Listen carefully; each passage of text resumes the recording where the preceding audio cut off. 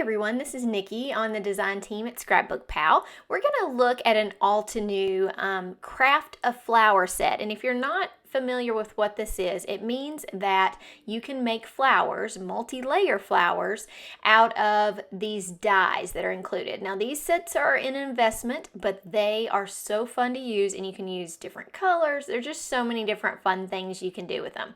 So they come, you open it up, which I really like, and it has this diagram on the back.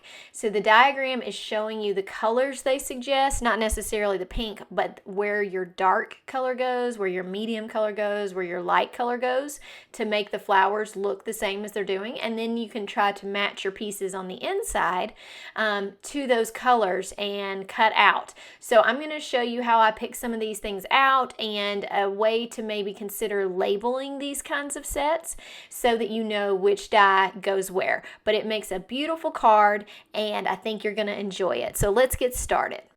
Here's the way that I made a spotlight effect on the background of the card. I started with some teal cardstock, and I'm going to use black soot to go around the edges to make the middle of the card look like it's glowing.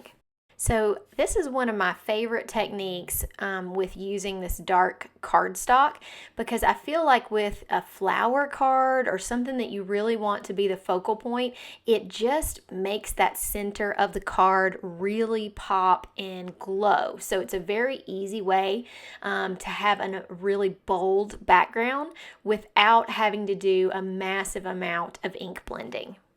You can also do the opposite of this and just add a white pigment ink to the center of the card.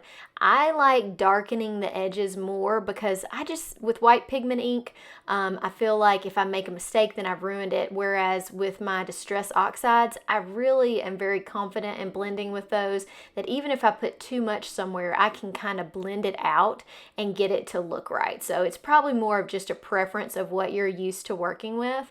And I use Distress Oxides all the time, so I feel a little bit more comfortable making the outline dark. So can you see how this middle of the card is starting to look like it glows? I'm going to keep speeding it up, and then I'm going to go ahead and skip to the end to show you what the final looks like on that. So here's the final. I just think it looks really great, like it's glowing, super fun. So now we're going to look at what color of cardstock I have. And so I am actually using some Altenew cardstock here, but I had a variety of colors. And so you want to make sure that you've got cardstock that is in a variety of colors that match well together. So these pinks all go with each other and would be great on that layering. So with this set, they are going to make sure the flowers are different enough. So like this is the rounded flower. The next one is not as round. So they're going to have characteristics that you can pick them out. I suggest labeling them as like flower 1A, 1B, so you know where your layers are going and you can find them. Okay, so here's how these layers look cut out. You see how the corresponding colors really make those flowers look nice, and you don't need a whole lot of paper, so you can do paper scraps if you've got something, but I went from darkest to lightest in my layers, and you can see this is the rounded flower and how everything fits really well with that. And then this flower is a slightly different shape, and when you look at these dies, you can really tell they go with each other. So I'm going to show you all the pieces that I cut out in pink. The little bud has 5 different pieces, so you need to pay attention to those layers. Then I cut out some stems, and it also comes with some leaves as well. So I've got these. The only thing lacking are the centers of the flowers, and there's 3 different dyes for the center.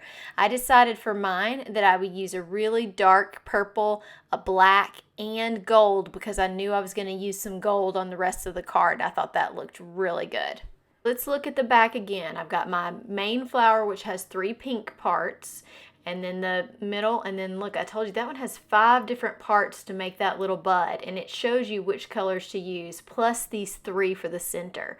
So I'm going to show you the colors that I picked for the center. The centers to me are the trickiest, so you really have to look at the picture to figure out which one fits where. So once I've studied the picture, I go ahead and lay the dies out, and that way you can see which one's the largest. With these, there's 2 that are solid, and then there's that one little one that just makes the ring around it. I'm going to use that ring with this beautiful gold because it matches the teal so well. So now I'm going to add some extra detail. So I've got two Copic markers here, and I'm testing them on my different colors of paper to see how I'm going to increase the shadows. Now, you don't have to do this on yours, but with doing this, it does add some extra depth and detail to these flowers. So I tested the darkest color there, and now I'm testing the lightest color that I felt like really matched this color paper. I'm sure there are other colors that match, but these are the only two that I had kind of in the same color family. So a lot of times I'll make some little marks just to see how it works, and you really want to let this dry because Copics go on a little bit darker than they actually are. So I'm going to set those aside, let them dry, and decide how I'm going to shade the flowers. I also tested out a couple of colored pencils that I have too. I think that doing Copics on colored paper is really nice, and I also think adding in little bitty details, you just can get a sharper point with a colored pencil, so that a lot of times makes some nice little variation in your flowers. So I'm going to go through and show you how I did this. I went on and put my flowers together before I did my Copic marker shading. I did use a pencil and kind of fold the petals down a little bit just to make them stick up a little bit more. More dimension is always exciting. And then I'm going to put a little dot of glue to start gluing them together. I did look at my picture just to see how to do this, but really with these types of flowers, I'm not sure it makes a huge difference, especially on the big rounded one. You could probably put it together any way you want, and no one is going to know if that's not exactly how it was in the picture. So once I have two layers together, I'm going to go ahead and start doing a little bit of shading.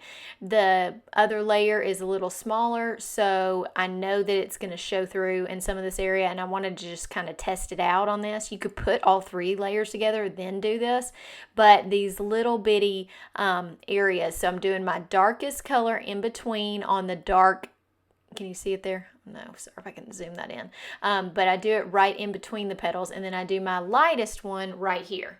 So RV55 is my lighter color, and I've done the center of this second layer, and now I am coming out from the center, creating some shadow in this area. And I'm doing it in strokes that look like veining, and the reason that I'm doing that is because I know I'm going to come in with an even smaller brush tip, or I guess you'd call it a pencil lead because I'm going to use a pencil.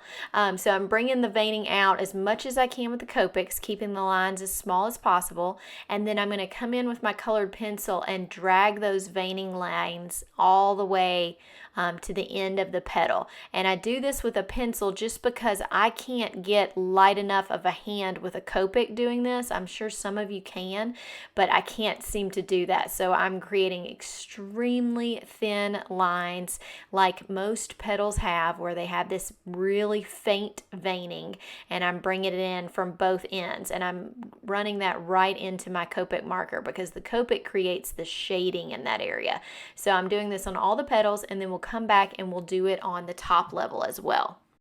So on my top level, this is a more fragile flower, so I went on and did it before I glued it on. I also added the center of the flower because I didn't want to waste my marks where I was covering up with a die cut. So I went on and put that in, and then I'm bringing my veining out from there, and I'm doing this with a very light hand. So it may be something that you don't even notice when you're seeing the petals, but I feel like it just gives them more life on your actual card. So, you can skip this if you want to, perfectly fine. I just wanted to let you know what I did. So here's the second flower, and I'm not going to show all of it, but it's the same process. The RV17 is the darker color, so I put it on my darker shaded areas, like on the background, and then I'm going to use my RV55, and I'm going to color in the center of this flower. So you see I just made where I figured the shading was, and yes, it's okay if you get a little bit of that on your other layer because you're using this lighter color. And if you remember with Copics, using a lighter color over the top of a darker color makes it lighter. So just remember that, and I'm going around the center, and I'm going to end up filling in the center with this RV55 as well. Here is this kind of squished flower. I feel like this is a little bit lopsided flower that it's supposed to be, and the other one is the circle flower. Now I'm going to show you how to put together the bud.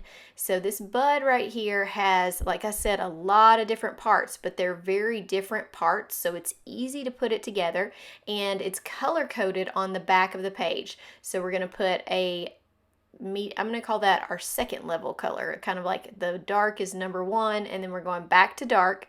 So it's like this bud folds around itself. It's so cool how Altenew does that, where they really make things like they look in nature and just give them, even with just doing die cuts and no other marking on it, you're getting such a cool look. So this one has the dark color, the middle color, and then it has one die cut that is the lightest of the pinks, and so that just goes right on the outside, like where the sun would hit. So it looks very beautiful, and it's got a lot of dimension just to that simple bud. So I cut out a frame of the gold that I used around the centers of the flowers, and I'm making sure to bend my flowers up to give them even more dimension.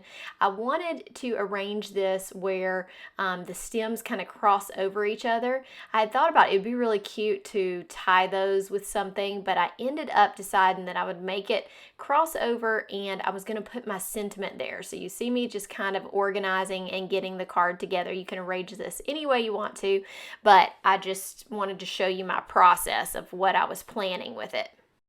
And sticking with my process, when I'm looking at sentiments, especially when I've got a small area to put it, a lot of times I pick my sentiment based on what fits. And Altenew has a lot of different essential sentiment strips. It's these nice things where you've got lots of options. So I'm just looking at what I think fits across those stems and really balances out the card the best. So I went with Sending Healing Hugs, and I cut out a frame for this. So I'm just going to stick this to a little gold frame, and I heat embossed it in gold. So I added some foam tape to the back of this, and I put it across these stems so it's a little raised up. One of the flowers also has foam tape, so it really gives this card some great dimension, and that's all there is to it. Let me show you the final card. So I looked at this card and I loved the way it looked, and then I sat it down and thought, you know what, I'm going to add one of those leaves just to fill in that little gap there. You could also fill in this gap with some sequins. I looked at doing that, but I just felt like these colors and this really pretty gold foil was what I wanted to stand out. So I added a leaf right to the edge, and I'll show you what that looks like. So that's all for this card. I'll show you some final pictures which kind of show you the dimension and how this looks. I just think it looks amazing. I hope that you had a great time here. I had so much fun with you today on the Scrapbook Pal channel. Make sure you hit subscribe when you get a chance, and know that all of the items used in this video will be linked in the description. Have a great day. Bye!